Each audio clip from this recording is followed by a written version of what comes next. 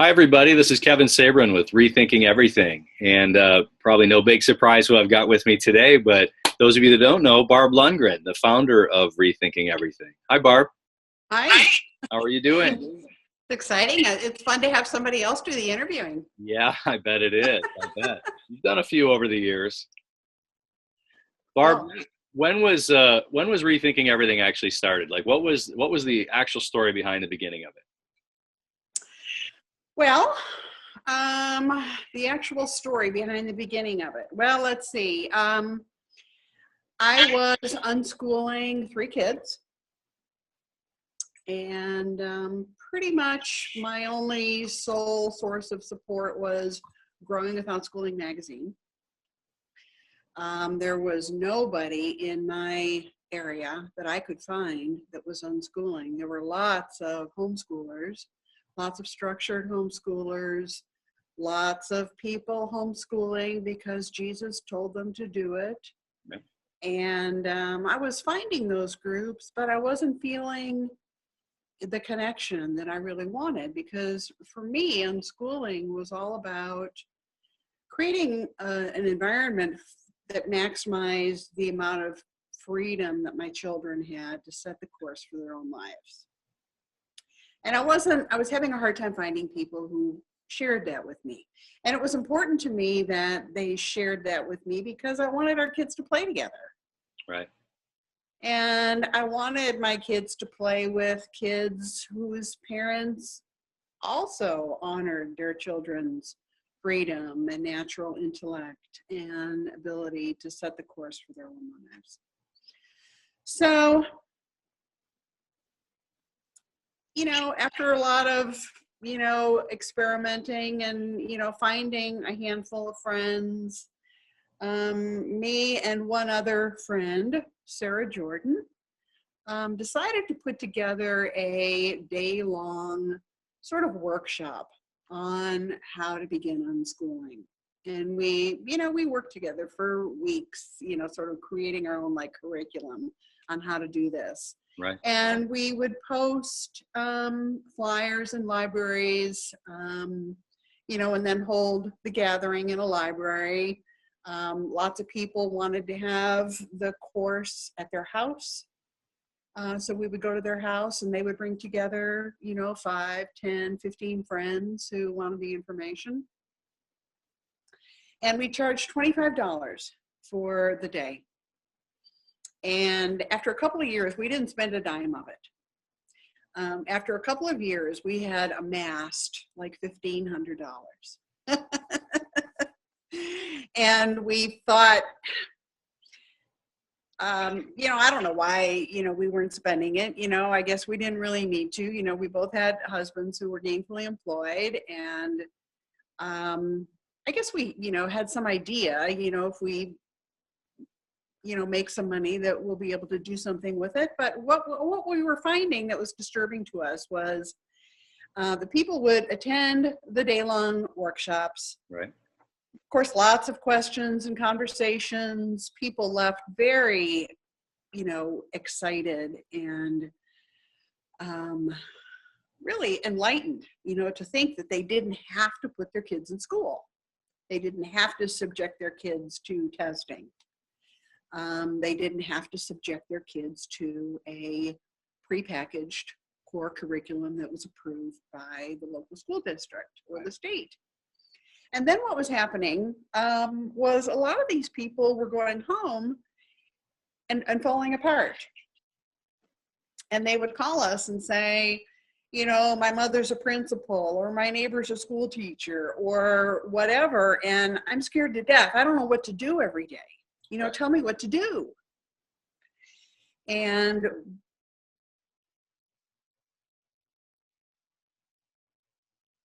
anybody, because, in our mind, when unschooling is working, a family is responding to the highly individualized and unique opportunities that are presented for them based on their geography, the size of their house, the resources they have available, the amount of money that they have to spend, people that they know, the skills that they have, relatives who are willing to participate, et cetera, et cetera, et cetera.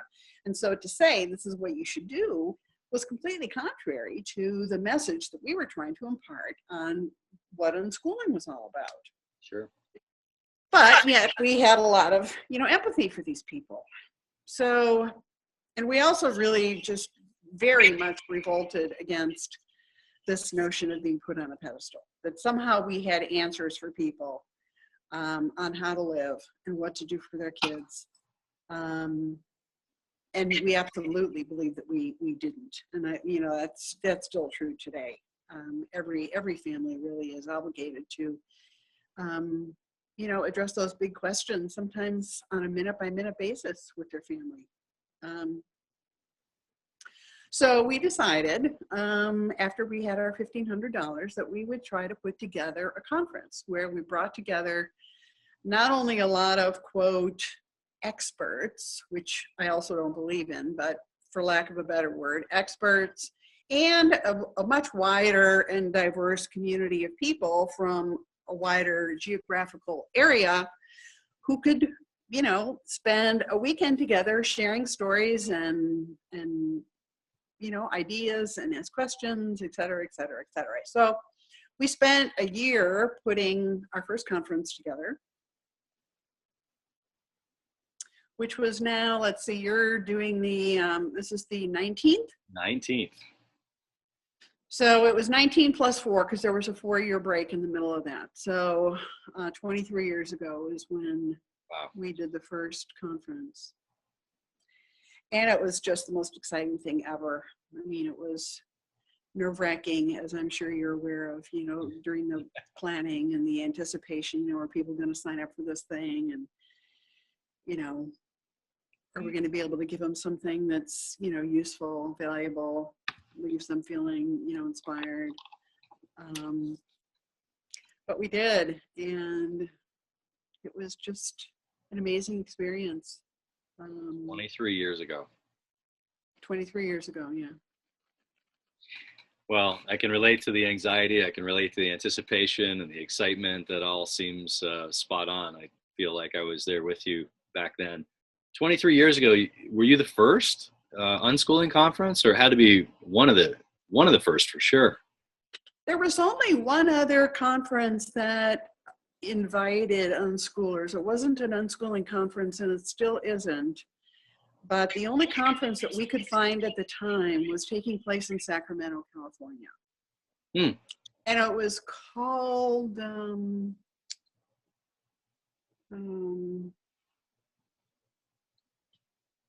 I can't even remember what the acronym now was. But a woman named Barbara David put it together. And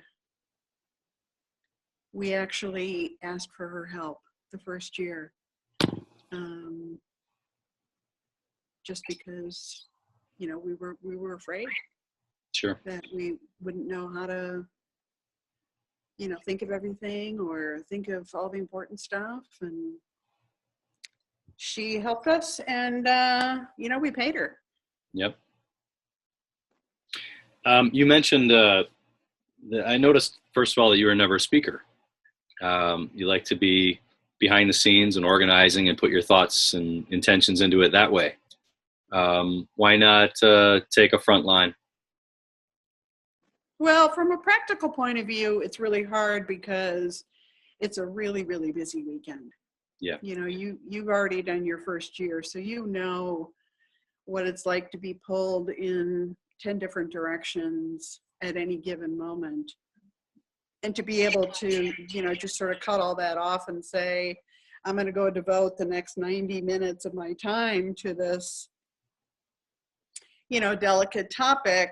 It's hard to put that kind of energy into, Sure. What the audience is looking for when, your phone keeps buzzing or people keep sticking their heads in saying, can I just see you for 1 minute? Or, Right. Whatever is going on. So from a practical point of view, that was, it's hard to be a speaker for that reason. Later on, when my 2 sisters got involved in helping me run the conference, and they were doing a lot of the on-site logistics. Right. I would say that I certainly had time to be a speaker, but I also never wanted to be a speaker because, part of it is I don't believe in experts, and I'm really uncomfortable with being viewed as an expert. So Why is that? why am I uncomfortable being viewed as an expert? Yeah. I think it's because I don't believe in them. And I'm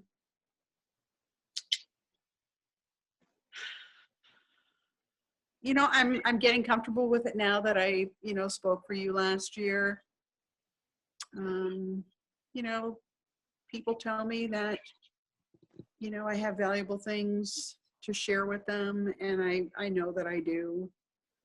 I'm just trying to be as cautious as I can when I share my experience, not to ever give the impression that this is the right way, or this is the only way, or there is a best way.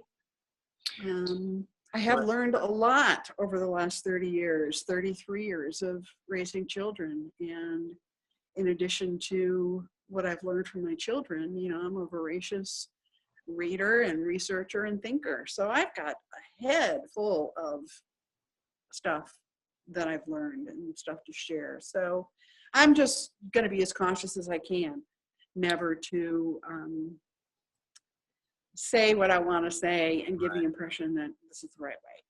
Well, I applaud the discipline and also the awareness to recognize that your space, your spot there, by virtue of developing the conference, does carry maybe extra weight, and that any comment or thought or opinion could potentially be an influencer or impactful to people. So treat it judiciously and carefully. I really respect that. At the same time, I know you're a great intellect, and you do have a head full of wonderful knowledge. So it's tough not to share it. I find that for myself already. I go in a room, I kind of want to mix it up a little bit. I want to get involved in it, or hey, did you think about that, or did you think about this? It's tough to hold that back. At the same time, be aware that you're bringing some extra energy to the table, maybe. Well, the thing that I think I'm really good at, and that I really do genuinely enjoy, is, which is why I still never wish to be in a position of like delivering a keynote where I'm talking. Because what I think I'm really good at, and what I really enjoy doing, is trying my best to turn the tables as much as possible so that the person or audience to whom I'm talking to comes to an awareness of what is true for them. Right. And I have good success with that. You're a wonderful facilitator. I've been in a number of small group discussions, and I notice you like the circle and a smallish room, and very intimate. You can look people in the eye, and there's a lot of back and forth dynamics. So you're great at moving the conversation around the room and incorporating a lot of different people, and that's a wonderful skill to have. It's very valuable, as a facilitator. And I've experienced that both personally, where you've turned it on me or turned it in the room so that all angles could be looked at and explored. It's a great opportunity for people to see different perspectives. That's one of the things that drew me to the Rethinking conference in the very first year was, you open that door, you sense the energy in the room, you step in with a little trepidation because you just feel this is a potentially a vulnerable environment here. Cool stuff, deep stuff is going to be shared. Thoughtful, inspired, information is going to be exchanged. And I felt that from the word go. I sense that, 23 years later, you've had an enormous amount of that. Some favorite topics or sessions or experiences come to mind? Well, I will say that the memory that I hold dearest in all the years of doing RE was, I think it was just our third year, but it was a really, really big year. And John Gatto was there, And the Colfaxes were also there. Do you know the Colfaxes, Mickey No. and David Colfax? Yeah, they have a really interesting story, but they were also there. So we had a huge audience, big hotel. You know, the aisles were just packed with people. And I remember, I might even get teary as I tell this story because this kind of stuff just really moves me. But the hotel had 2 levels, and I was in the bottom level, and I needed to go up sort of a circular carpeted circular staircase to get to the next level. And as I was approaching the staircase, there was a mom sitting on one of the lower steps, nursing a 3-year-old with a completely exposed breast. And her husband was sitting right behind her, and they were talking to 2 or 3 other men in the most casual, animated, comfortable way imaginable. And I remember seeing that and thinking, I'm doing something really good here. That's awesome.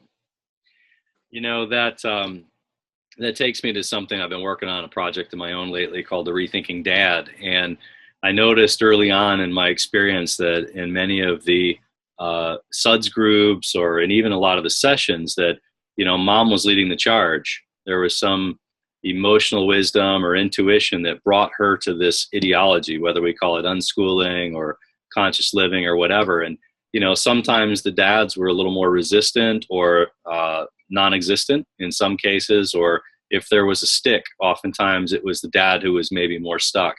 And I could relate to it. You know, I was pretty clear in my upbringing that I was to be some sort of protector / provider, and I had these roles that I was supposed to, you know, fulfill. And you know, I walked around for 40 some years in that container, and it wasn't really until the early RE years where I started to, you know, release some of those shackles that, although it may end up being a characteristic that defines me for the rest of my life, it doesn't mean that, you know, it's the whole container, or that, you know, I'm some failure if I'm not doing some part of that right. So the dad's thing, what we started to do is we created a little blog where we're sharing stories of fatherhood. You know, it's sort of, I'd like to say it's by dads, for dads, from dads, but we've incorporated a lot of women and ladies into it also, because it's, you know, it's very valuable. But I think what I'd like to do is create information so that guys who oftentimes struggle with vulnerability, you know, part of that protector facade is, you know, I'm not supposed to show weakness. So if I have some confusion about something, where do I go? You know, I'm not likely to seek out a conference, or if I do, I'm going to be careful about what sessions I pick. And, you know, while I'm in there, if I hear something that doesn't jive, I might tend to argue it rather than try it on and wear it around a while. So I see this blog community as being an opportunity to share some stories in a non-threatening space. You know, maybe it's a podcast while you're driving to work or whatever, because those are the transition times through the course of the day that I see as the most troublesome. If you're living a, you know, conventional work life and you've got a more alternative home life, and you at some point in the day have to reconcile those two things, those are the stick spots. At least they were for me.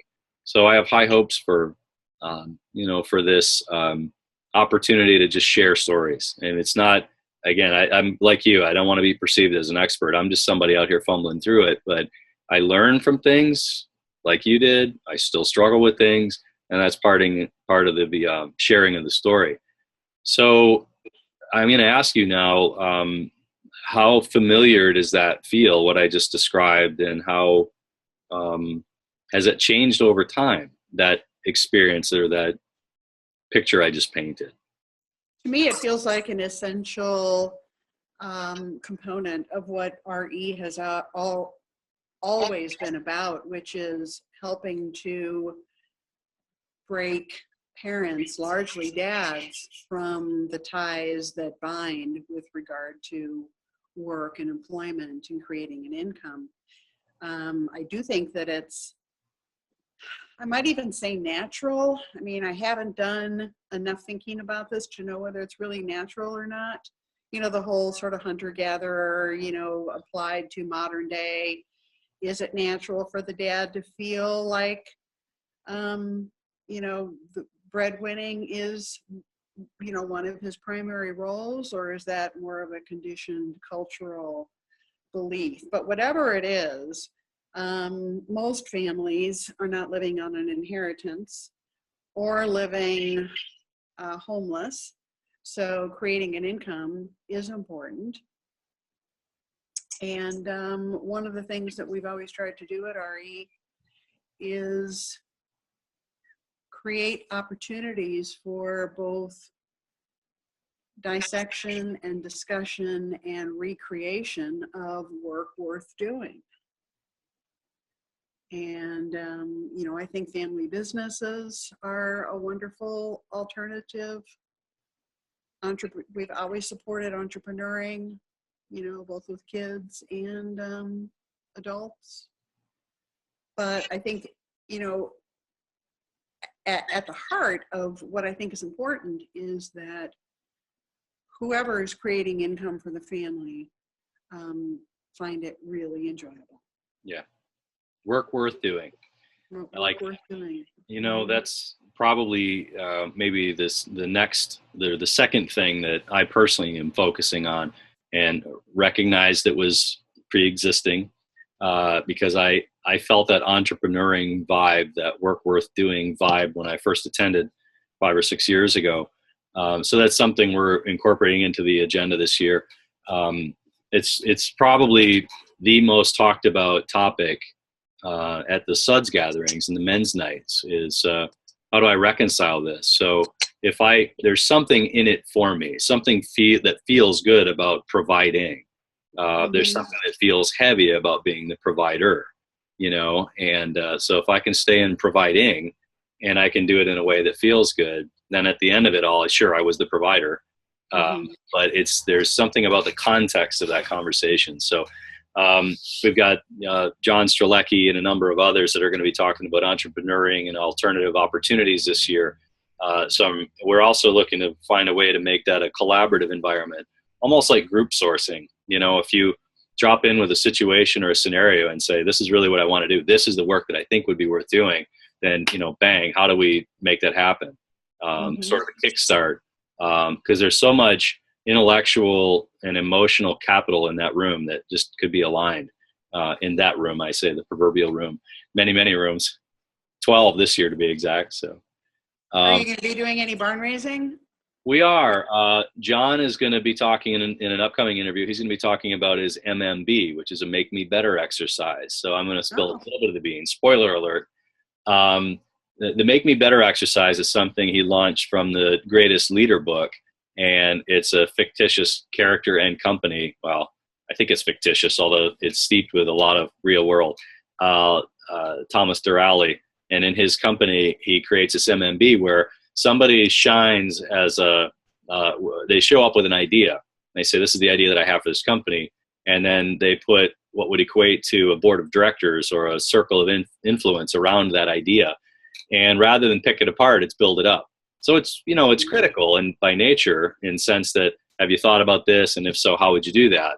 But it's not in a way that we're looking for reasons this isn't going to work. This is, let's find what your stumbles might be so we can avoid the pitfalls and help you get this thing going. And we'll intentionally pick a circle of people who all have unique skill sets that, bring together, raise you up. So almost an ad hoc board of directors who, conspire to launch you or at least move the idea down the continuum. Awesome. We'll use that. And in that, we'll be showing people how to do local, either masterminds or, I hate to use network and mastermind. It's such a corporate connotation, but there's wonderful opportunities in collaboration like that. So we will be doing that. Very excited about that. We're going to do one in an open session where everybody gets a quick start. Anybody that wants to raise their hand gets 5 minutes in the hot seat, and we move through it.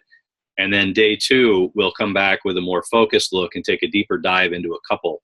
We're still working out the schedule, but 2 or 3 or 4, something like that. So be thinking about it now, get your ideas going, let it incubate a little bit. When you show up there, I think, the horsepower that's going to be in the room, we should be able to give somebody a nice kickstart. So, Fun. yeah, in this world of crowdsourcing, crowdfunding, collaborative economy, I think it's a neat opportunity to really give this some extra attention. Mhm. You mentioned three things, three different instances. It was what RE wasn't, and that it wasn't an unschool conference, and yeah, and well, actually, you said what it was and what it wasn't. You incorporated entrepreneuring in the early days, and you created a space for families to release the ties that bind, and dads as well. And also, you mentioned it as not being an unschool conference, which No, you misunderstood, and I'm glad you brought that up in case anybody else misunderstood. The only other conference that I could find that was going on in the country that invited unschoolers was the Sacramento conference. So even though it was called a homeschooling conference, right. there's always been a lot. So that conference, while it was called a homeschooling conference, had a lot of support for unschoolers. But that was the only conference that I could find when Sarah, Jordan, and I began 23 years ago or 24 years ago in the planning stages. No, RE has always been an unschooling conference. Right from the get-go, it was unschooling first and foremost. I'm glad you said that. I wanted to qualify that because I sometimes find it hard to articulate what it is, because unschooling to so many people means a very particular thing. Educating without a curriculum, in its simplest form. And then as it escalates up to, it seems to have run parallel with how much you incorporate the philosophy into your sort of conscious living. So can I stop you for a minute? Please. Yeah. You said unschooling is first and foremost education without a curriculum, and I don't agree. I think that what's first and foremost in unschooling or successful unschooling is education that is built fundamentally on a child's terms. So that's complicated. You don't throw a kid in a closet and say, this education thing is up to you. Just go do it. Let me know what you want and I'll try to get it.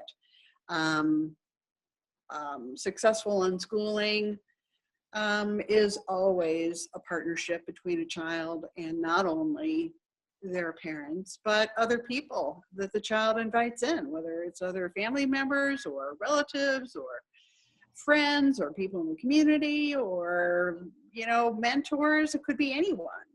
And sometimes, if maybe not even often, that child who is unschooling might say, I want to take a class, or I want to buy, a second grade curriculum to see if I can do it. Or even, I want to go to third grade to see what it's like. Right. It's still unschooling, even though there are many folks out there that don't agree. I don't agree with them. And as long as the child is coming to me and saying, Mama, I want to go to third grade because I want to see what it's like. My friends go to third grade and I want to ride on the bus and I want to see what recess is like. And I promise, Mama, if I hate it, you can take me out of school. Right. And that's hard for me. I did have 2 children in that situation during my mothering career. And one who did go to school and the other who didn't. After visiting the school and talking with the principal and looking at the kids in the classroom, they decided I saw enough and I don't want to do the experiment anymore. But, for me, the important thing is that I take them seriously. I listen to them. I help them figure out whatever they need to make the decision that they feel comfortable making. And then they know that I'll support their decision. And if it doesn't work, it's not a failure. It just doesn't work. And they learn and they do something else. That's great. I'm glad you reframed that. That's probably what I'm responding to there is more often the question I get from people fairly new entering the space. And I find it a nice starting point because the perspective is I'm removing myself from education. So if I'm going to begin the deschooling, what is it then? Well, to me, it might just be moving to the home to educate or learn. And clearly there's so much more to it than that, but I love the self-design perspective. Makes more sense as a starting point for people. Yeah, to me, what's integral in unschooling is that we remove the top-down approach Right. to education. You know, as a parent, I'm not going to my child and saying, you have to do math because all kids need to learn math, and you will need to learn math when you're grown up. What I'm going to do as a parent is talk to my child as we move through our day, engaged with each other, about the opportunities of learning math and numbers, and, you know, finding ways to have them make sense. And if a textbook makes that easier, then we're going to try the textbook. But, you know, my child is going to be the one to say, I want to try that book. You know, I think it would be easy for me and my learning style to try doing exercises every day. You know, my daughter came to me one year. She's always been interested in vocabulary and writing, and, you know, was writing in journals every day, you know, since she was a little girl. And she came to me and said, I want to learn cursive writing. I want you to teach it to me, and I want you to force me to do it every day. And I said, well, I am happy to look at some curriculum ideas with you or some approaches with you. I'm happy to help you sort of, you know, set up an idea of what you might do every day, but I won't force you to do it. You know, that's where I'm going to fall down. I'll remind you to do it, but I'm not going to withhold privileges if you don't do it. I'm not going to punish you if you don't do it. I'm not going to give you candy because you do it. I'm not going to give you $100 when you complete it. If you want to do it, I'll help you do it. I'll sit with you as often as you want me to sit with you. I'll buy you whatever you want to buy, but I'm not going to make you do it. So if you want to learn this thing, you know, you have to decide you want to learn this thing. So she did it, you know, pretty, you know, steady and structured for, I would say a couple months. Wow. Until she felt like, okay, I've got this, I'm done. Yep. Can you talk for a minute about incentives and how that fits into the space of control and manipulation? And there's a wide spectrum of adjectives we can use there, words that influence behavior. Do you mind giving us a minute on that gambit? Well, we might do a 10-part series on that. Right. But in general, while I absolutely would say that I don't believe in bribes or punishments or coercions when it comes to inspiring a child to do anything, I also understand that as human beings, we are by nature in a constant state of manipulating one another to get what we want. I gave you an example months ago, which I won't use here. So let me think of another one. You know, my child might learn, for example, that if he is up and out of bed and offers to do the dishes for me and for breakfast, that I might be in a better mood. I'm not suggesting that I'm in a bad mood when I do the dishes, but I'm just saying by way of example that he might learn that if he does that thing for me, that I'm going to be in a better mood, which, you know, if he came to me then after doing the breakfast dishes and said, you know, we've got some extra time to go to the park or run up to the store and get that video game that I've been talking about, can we do it? You know, he may think that I'm more likely to say yes, because I'm in a better mood and I'm feeling good about, you know, the flow of how things have gone so far. But the way we manipulate each other on an ongoing basis doesn't have to be negative or harmful. It's It's a way of learning how to understand the individual differences of each person. You know, just like I learn to talk to you differently than I talk to my children or my husband or another friend or my mother. That's part of what we do as humans, is ask ourselves, you know, how does this person see the world? How does this person think? How can I communicate with them in a way that helps them to understand who I am? So in that way, we're always manipulating. And in that way, we're also incentivizing. You know, I might learn that I have better luck with my children if I know that I have to drag them with me tomorrow to go shopping. Yep. And I know that they don't really like to do that.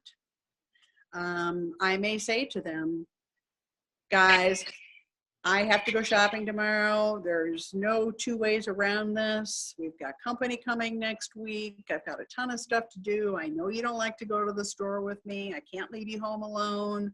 Can't find a babysitter.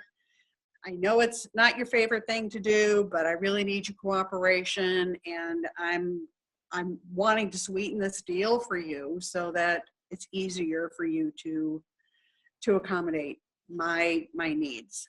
Right. So how about if, let's get up in the morning, let's go shopping, and, you know, let's go to, you know, let's go bowling or out for pizza or to the ice cream store or whatever they like to do after it's over.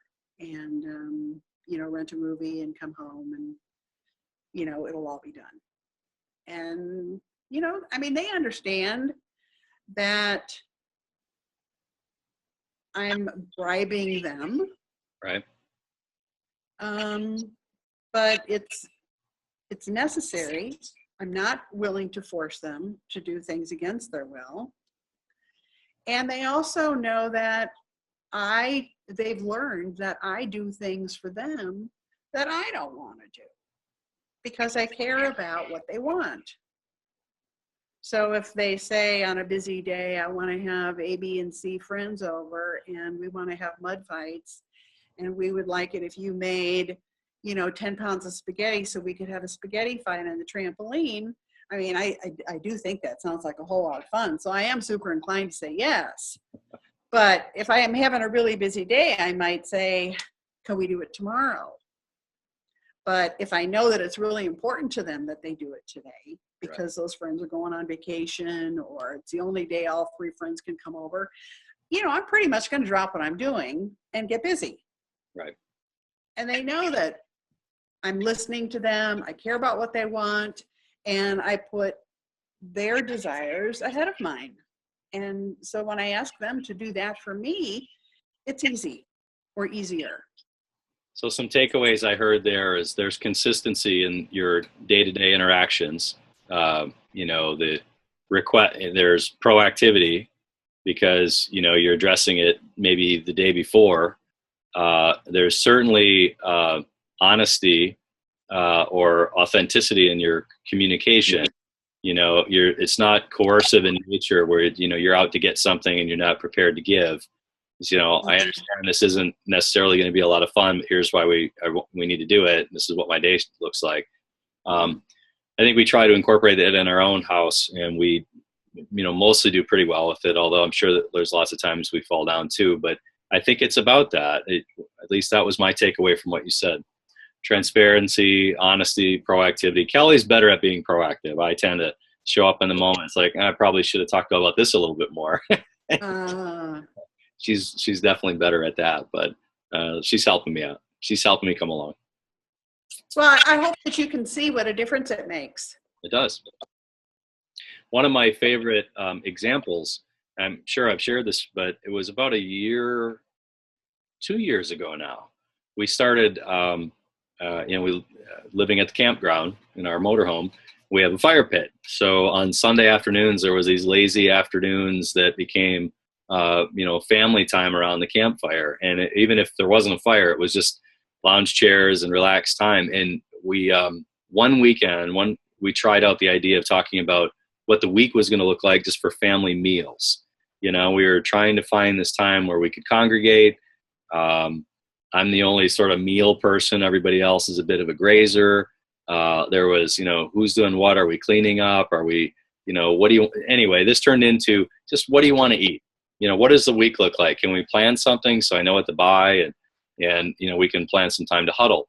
They got so involved in it, and we created some really fun and kind of exotic meals. After a while, it got a little bit more normal, but we Indian food one day and Thai food the next, and then some of the favorites, and then we rotated back through the cycle a few times. And well, I'll tell you, they met us at the table to clean the dishes, and they took turns, almost vied for who got to help make it that day. We've relaxed on that. We haven't been doing it as regularly. Lately, we haven't been doing it at all. We've had summertime. We have a lot of company now, but it was really, really fun. And I saw the difference in engaging, proactivity. It was almost an empowering. For them, it felt empowering. Like, I'm going to be a part of this, as opposed to, I'm not a piece of this process. So if it shows up and I like it at the moment, then I'll be involved. And if not, I won't. But it really drew them in. We created something. So you're talking about incentivizing just by getting the kids involved, and that ought to really be at the top of the list, Kevin. Yeah. Because that's always the best way to get people, engaged and cooperative, is to, to listen to them and get their ideas and incorporate what it is they're looking for. Yeah, if we have morning time, start our day time, it's usually what's on the agenda today, what are you hoping to do, what do you want to do? We've talked about it before, so it even made the calendar in the first place. But it's almost a review of the calendar and when is our check-in times. It's as if we're creating dates with each other. I have a date this afternoon at about 4:30 to go play a video game with my son. He got a new game box. And it's the wrong thing, but he's going to show me some new world, and I'm going to drag along miserably behind him, but he's going to teach me how to play. We set that date this morning, and I'm sure this will turn into regular dates, but that's a big part of it, the check-in times. Yeah. I want to go back to something you mentioned earlier, because it had to do with your role over time at RE, and and I mentioned what I'd noticed about your skill set as a facilitator, and the notion of expert. And there's something, it's almost the other side of that conversation that is lacking in our culture sometimes. I think of RE much like a tribe. I hope for it to be like a tribe, and that there is the ethos extend beyond the intellectual, and it's something that can actually carry forward and be passed down. And, there's stories from previous generations. There's things I'd like to learn from people that have been down this path before me. But I believe that requires a storyteller. And I believe that the story probably should have some common language or continuity so that we get it, and if you or somebody were that person to take what John Gatto or, the Colfax family or whomever shared at a given time and brought that to the now, I think that's really valuable, because it feels to me disjointed. They're, not necessarily RE. RE's had a nice long 19-year run. Even there, the content has been eclectic. There's been lots of wonderful stuff, but I personally like to understand the continuity and the cumulative story. You know what I mean? Well, I've got two ideas for you on that. One might be to use the website and your emails and this video podcast to solicit memories from RE. And when you receive them by email, post them on the page, the page that you have on the website, Stories of RE. Also, I've told you that I've got years and years of audio tapes of all of these sessions. We used to audio tape all of the sessions for years. It's been a long time now since we've done that, but there's a lot of great sessions by some of these people on audio. And if we could use this video podcast to find someone who was able to turn those cassettes into MP3s, those would also be things that you could make available on the website. I love that idea. That's a done. We're definitely gonna do that. I'm very excited about that. I want to share an idea with you. Callie learned about from Bibi LeBlanc, our friend from Florida. Mm-hmm. So Bibi was sharing. I'm sure she won't mind me telling this. She was in Germany not long ago, and she experienced something called a living library. And we want to do this at RE 2015. We'd like to call it our living library, where it's an opportunity to interview somebody, and just, we haven't fully scripted or rounded out the idea, but the way this took place was, imagine, I'll say one of the elders, but it doesn't have to be an elder necessarily either. Just a really interesting story is available at a certain time to have a casual conversation. Say, what do you want to know? Nice. Put some more texture to it, but Yeah. our living library. I mean, much like we're kind of doing today with you, is let you know Barb. Yeah. Thousands of people have met you. Not everybody's had an hour plus uninterrupted of just getting to ask you questions, but that would be our living library, because the value. That's a cool idea. Every individual has so much to offer, and such a unique Yeah. big puzzle. So help us form that. But our living library. Take a deep dive into an individual and let them tell you about them. Maybe some of that story will continue to come out. So on the story thing, a lot of talk about story. This year, of course, Charles Eisenstein will be with us. And, he does a exemplary job of talking about the space between the stories. So, we have an old paradigm, we have a new paradigm, we have a bunch of stuff in the middle. And that's kind of what my whole life experience has been, is I've been in the middle of these, two stories. I like the progress I'm making. I'm getting comfortable with the discomfort, like a little less of it sometimes. But that's really what we're in, is a space between the stories. So do you sense a difference in the movement between the stories in the time that you've been running RE? Yeah, I mean, it's a little hard for me because I've been removed from what I really feel is the intensity of the movement during the last 3 years since I haven't done the conference.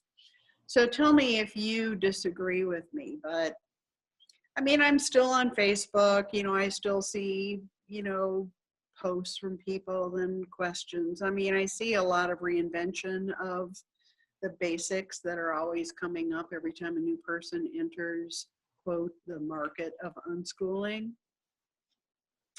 But I feel like I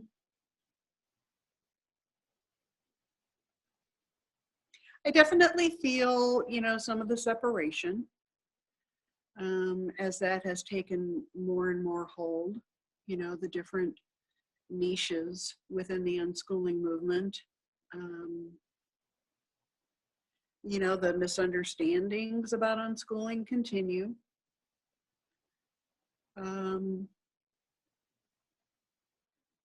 Unschooling is definitely much more commonplace now than it was.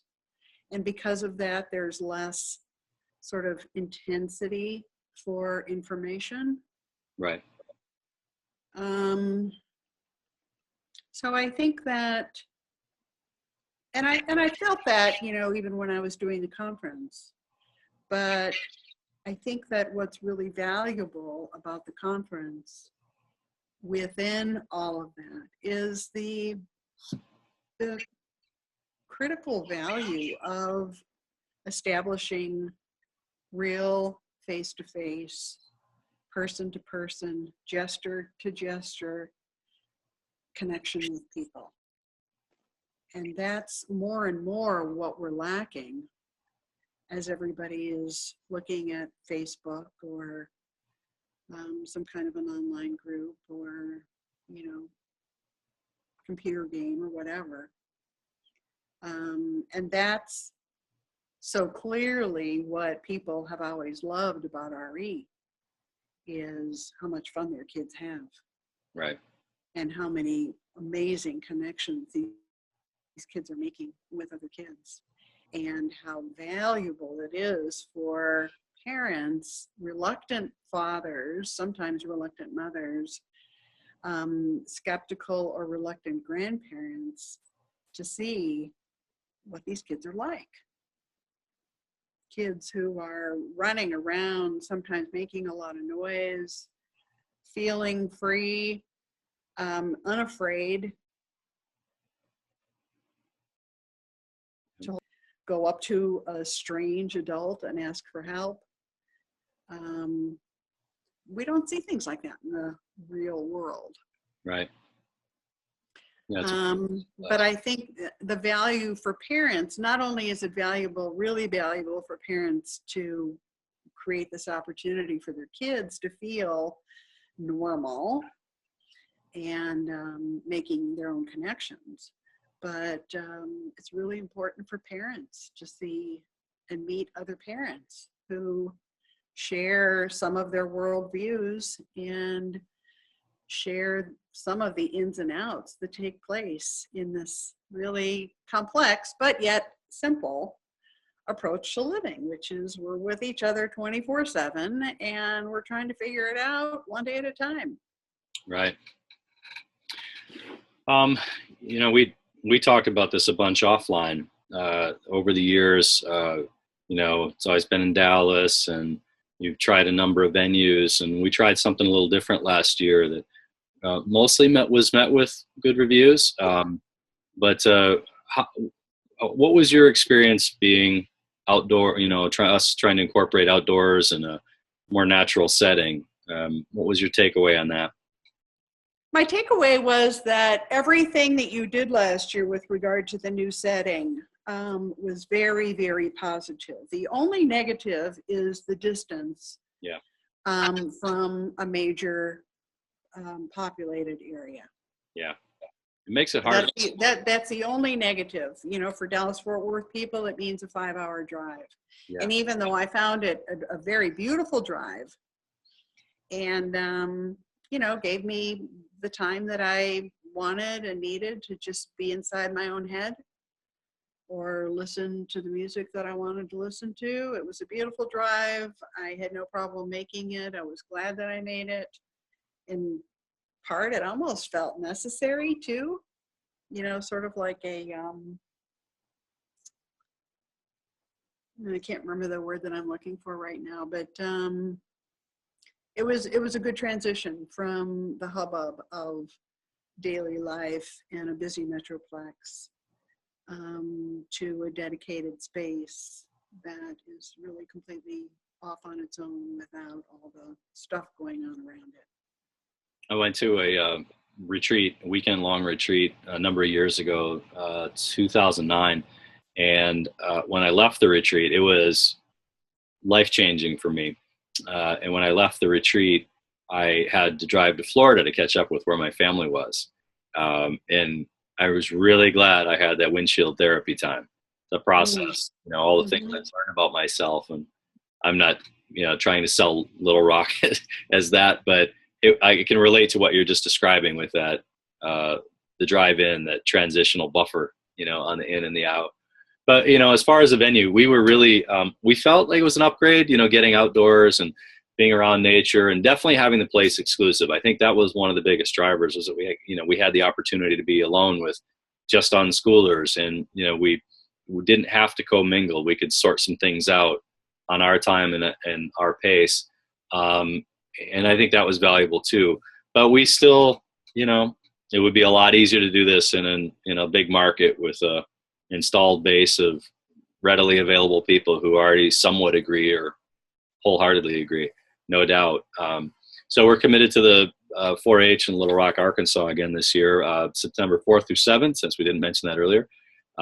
And we'll see, you know, we'll see what happens. I'm interested this year, like I was last, to get the take at the end of it. How did it go? We usually do that recap session. You know, what do we need to know to go forward? And we had a lot of great information last year. One of the things that was really popular was the I guess we'll call it a Red Talk, a Rethinking Everything Discovery instead of a TED Talk. But we did the TED-like talk last. I like that a lot. Yeah, I think it's a fun name. We're sort of playing around with that a little, and it was really popular. I mean, people want to hear from everybody, not just the speakers, whatever that. I attended most of that, and I thought all of it was really great. Yeah, excellent. Me too. Some of the people that spoke last year at the Red Talk will be speaking this year, or holding, sort of larger spots, because they want to, and they put themselves out there. And we're also the thing that's really cool about it that you need to make clear was, these Red Talks weren't, your speakers. These were just people in the audience who, over the course of the weekend, were discovering that they had a voice in something that they wanted to share, and they felt ready to talk about it for 20 minutes. Yeah. And put their name on a list. That's exactly how that evolved too. There was very little prep for that. I had the idea in my head. I happen to have a close friend, Michael, used to be a professional DJ and a programming manager at a radio station. So he had the voice and the composure to MC the thing. But other than that, I had just envisioned, these wonderful people showing up with an idea. And unlike TED, where it has to be, it's 18 minutes of the idea of a lifetime or the speech of your life kind of thing, I think Red is a little different. It's actually a lot different. And even though it looks the same on the surface, Red is a discussion starter. It's tell me about that thing that ignites inside of you, that passion. That's why we use the flame in the logo on the website. What are you passionate about? What's that fire that's burning that you want to tell the world about that might actually change the world? The acronym RED ends with discovery, because this thing that you've discovered that you want to talk about, it's a Kickstarter. So what TED doesn't do, and it's not, I love TED Talks. I listen to them all the time. But where's this? I want the space at the end of the dialogue, like we talked about in the MMB. Now let's do something with this. Let's harness the energy of the people that just shared this moment, and let's talk about this. Because, without that energy, where does it go? So we'll create dialogue space for, the Red Talk participant to move over and then go around that person and then have that dialogue. So it may not be 18 minutes like TED. It's maybe more like 8. But it's infused with dialogue and kickstart opportunity at the end of it. So we'll see where it goes, but I'm pretty excited about it. So maybe you'll have a Red Talk this year too. You have 20 things you could talk about. So do you have any thoughts on, do you have intentions for this year as you come into RE? I'm coming to RE, as far as I know, this year with what I consider, the greatest skill that I have, which is an open mind. Indeed. That's great. And, I will put it to its best use and use it to the best of my ability and offer as much as I can, and, be of service to as many as I can, and have a good time and relax and get to know people, up close and personal. And, unless you or someone else asks me ahead of time, think about this and talk about this, I'm ready to talk about anything. Well, specifically this year, we've already asked, Barb, for those of you that don't know, we've already asked that Barb take on the unschooling dialogue, which is really the foundation of the conference and sets the stage for the rest of the discussion. I think it's also going to be very, very helpful to new folks entering the space, where we'll offer a panel and facilitate some Q&A from that panel, and then break out into roundtable topics based on what comes up. So we're going to honor the open space format, but we'll modify it a little bit so that we can take full advantage of Barb and her deep knowledge of unschooling and all of your stories, so that you can kind of navigate us a little bit. Probably there's some very predictable topics that are going to come up, all the ones that usually do, and you'll know how to navigate those waters. And you'll know some folks that are going to be on the panel, so you'll kind of know their story a little bit too. Right. Any thoughts on that particular segment, or just still marinating? Well, what I told you was that I wanted, once you settle on who the panelists are going to be, you know, I want to talk to each of them separately for however long it takes, you know, pre-conference, to find out what their experience has been on a variety of different, you know, areas that I'll have, you know, in my notes. And, you know, as I compare notes after speaking with all four, I'll be looking for, you know, differences of opinion and belief and experience, and, you know, make sure that I'm doing my best to draw those out. So it's important to me to leave the audience with the awareness that unschooling does take on a different shape in every family. It can work successfully in many different ways, depending upon what the nature of the external variables are that affect that family. And hopefully leave the audience with a lot of questions about how it all turned out and how it works and how to overcome, you know, some of the huge number of challenges that are always arising in families. And we'll have lots of jumping off places. Indeed. Well, I'm looking forward to it. It's going to be amazing. It always is, and I'm sure this year will be no different. So can't wait. It's 80, I don't know, 6 days away or something like that, but who's counting, right? So Yeah.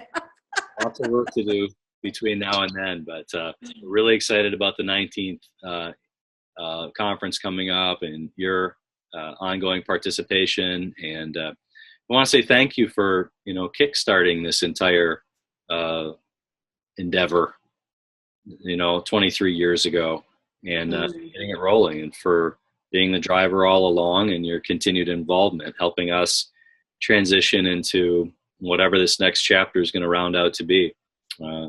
Lots of gratitude here. So thank you, Kevin. Thank you for saying that. And you know how grateful I am to you for taking it over. And it does feel really important to me that this event, this movement, this tribe continue, because I do believe, not because I started it, but I believe that it has a life of its own and is extremely valuable to all of those who participate. Absolutely agree. Well, Barb, it's been a real treat. We get to talk all the time, but this has been a lot of fun doing it in this medium, so we can share it with everyone else too. And you guys that are thinking about it, I hope you'll come out and join us at RE 2015. And of course, make sure that you're there early enough to take advantage of the session Barb will be hosting. And if you're not, she'll still be around throughout the event. So have a chance to look us up and chat with any of us, talk unschooling, talk rethinking. September 4th through 7th, Little Rock, Arkansas, at the CA Vines 4-H Center. I hope to see you guys there. Thank you, Barb. I look forward to it. Thank you, Kevin. You too. Take care. Bye.